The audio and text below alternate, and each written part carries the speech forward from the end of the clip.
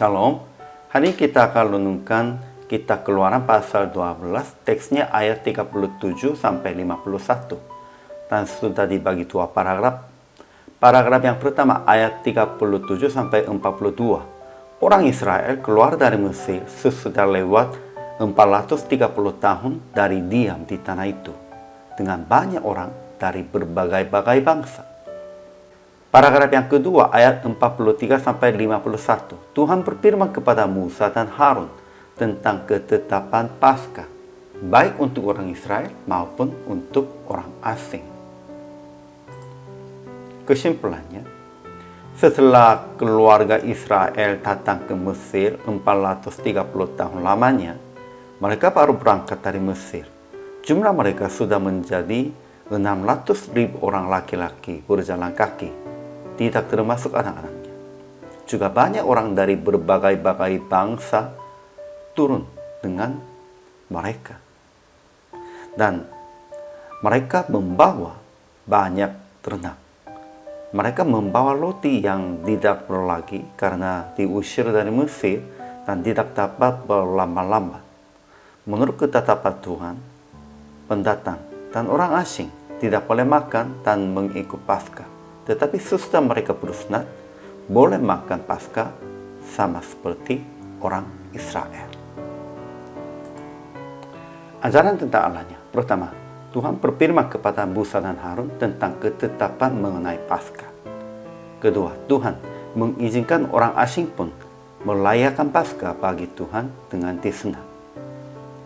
Ketiga, pada hari itu, Tuhan membawa orang Israel keluar dari tanah Mesir menurut Paskah mereka. Ajaran tentang manusianya. Pertama, sesudah lewat 430 tahun dari diam di tanah Mesir, orang Israel berangkat dari Ramses ke Sukot. Sekitar 600.000-an orang laki-laki berjalan kaki. Mereka berbuat demikian seperti yang diperintahkan Tuhan kepada Musa dan Harun, demikianlah diperbuat mereka. Kedua, banyak orang dari berbagai-bagai bangsa turut dengan mereka. Mereka orang asing juga boleh merayakan Paskah bagi Tuhan setelah bersunat. Ketiga, Paskah itu harus dimakan dalam satu rumah juga.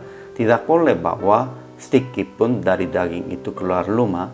Satu tulang pun tidak boleh patahkan. Dan satu tulang pun tidak boleh patahkan. Itu lambangkan bagaimana Yesus Kristus jadi itu. Pada waktu Yesus mati di atas salib, tulang Yesus pun juga tidak satu pun dipatahkan. Itu juga sudah lambangkannya kematian Yesus.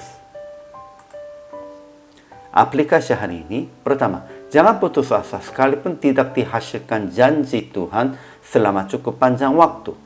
Percaya, pasti akan digenapi sepertinya orang Israel keluar dari Mesir sesudah lewat 430 tahun. Ya, kehidupan manusianya tidak begitu panjang. Panjang pun 100 tahun. Namun Tuhan tetap sejak mula-mulanya sampai akhir tetap ada. Sehingga kita tidak boleh katakan Tuhan tidak menggenapinya janji itu. Itu semuanya akan digenapinya dalam waktu Tuhan. Kedua, jangan diskriminasi siapapun dengan sukuisme, bangsaisme, atau daerahisme pun. Menerima semua orang di dalam iman dengan mengaku bahwa Yesus Kristus adalah Juru Selamat kita. Kita pun juga harus ingat, kita juga salah satu orang asing. Berbagai-bagai bangsa, sudah termasuknya itu, bukan orang Israel. Ketiga, memberitakan bahwa ketetapan Paskah itu menjadi salah satu simbol tentang kematian Yesus atas salib. Kita harus ingat dan harus ikutnya tentang kematian Yesusnya.